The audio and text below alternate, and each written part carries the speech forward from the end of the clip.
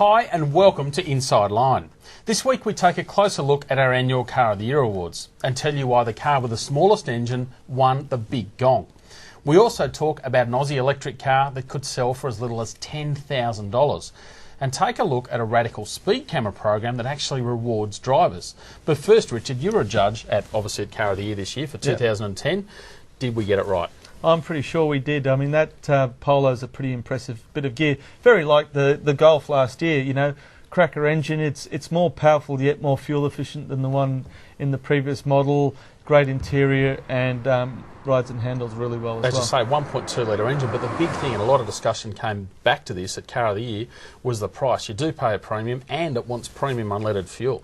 Yeah, I mean, that is an issue, but, you know, in the end, when you weigh up those sorts of things, you are paying for a little bit of extra quality, and it is easy to see the quality in that car. Absolutely. I think one of the things that got me over the line was the fact that, you know, that's the sort of car that could tempt someone out of a bigger sort of vehicle, like maybe one of those small cars or mid-sized cars, into a genuinely upmarket and classy tiny car. Absolutely, and I guess the other thing from the awards is the fact that turbocharging seems to be the latest craze. I think, you know, if you include the diesels, which are obviously turbo diesels, I think 10 of the 14 category winners were turbos in some way or shape or form. Big way to get some efficiencies and obviously try and boost output without using too much more fuel. That's right. What were the segments that stood out for you? We got 14 different categories there, and of course the overall one, which went to the Polo. But what other ones stood out? Yeah, I guess the hot hatches under 60,000 was a fairly awesome field of cars. You could have picked any one of them and been happy with them. I guess the other one that stuck out for me, but for probably the wrong reasons, was the large car segment. It didn't seem to have much going for it at all. We had a new Commodore that hadn't had a lot done to it, and the Nissan Maxima, of course, but that end of the market, the locals seem to be struggling a little bit. And it's easy to see why people are turning away from large cars. I mean, there's not a whole lot of excitement there, and when you've got so much going on in, I guess, the SUV category and also the small cars and medium cars underneath it, you can see why people are just going elsewhere. That's right. And I mean, I don't know how they turn it around. Obviously, they've got some things in the pipeline. Turbocharged four-cylinder Falcon's one of them, but yeah, it's a long road from here. It is indeed. And in terms of locals, the only one to get up was the Holden SS Ute. Yes, every year it seems to do the business. And I mean, I guess if you look at a car that's built for a market and by people who know their market, that's it. Yeah, so it's like a sports car, but that can also carry a ton. Yeah, pretty handy. Fantastic concept. Now, things are pretty tough for the local car makers generally at the moment, that's for sure. But a group of local businessmen are looking to turn the tide with an Aussie-designed, Chinese-made electric car that could sell for as little as 10 grand. Now, Richard, what's this all about? Yeah, it's a pretty interesting concept, this. I mean, you look at the big manufacturers of the world, the GMs, the Mitsubishis, the Nissans, and they're talking anywhere between $40,000 and $60,000 for a little city runabout, and these guys say they can do it for 10.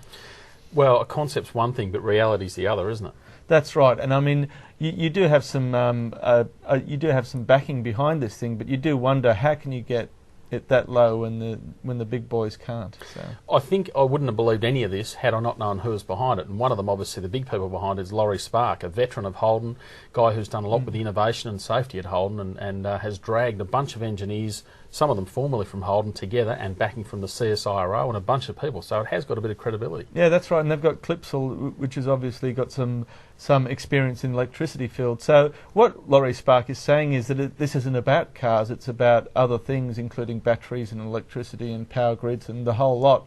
And that's something that the car companies haven't got their head around. So who thinking, knows? I guess, really laterally about a car of the future. That's interesting right. stuff.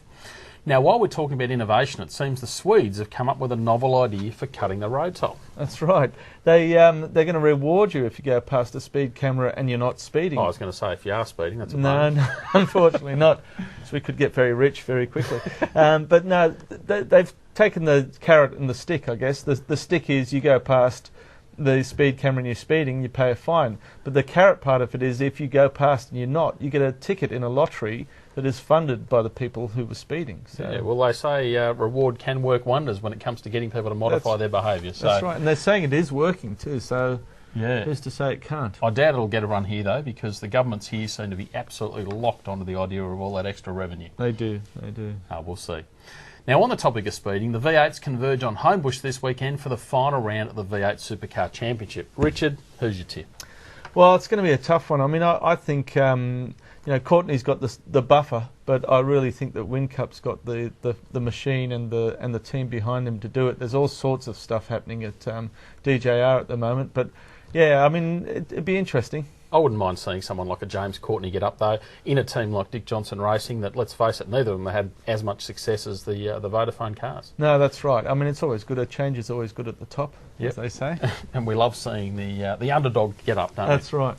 Well, that's it for Inside Line this week. We'll see you next time. And until then, you can stay tuned to all things motoring here at drive.com.au.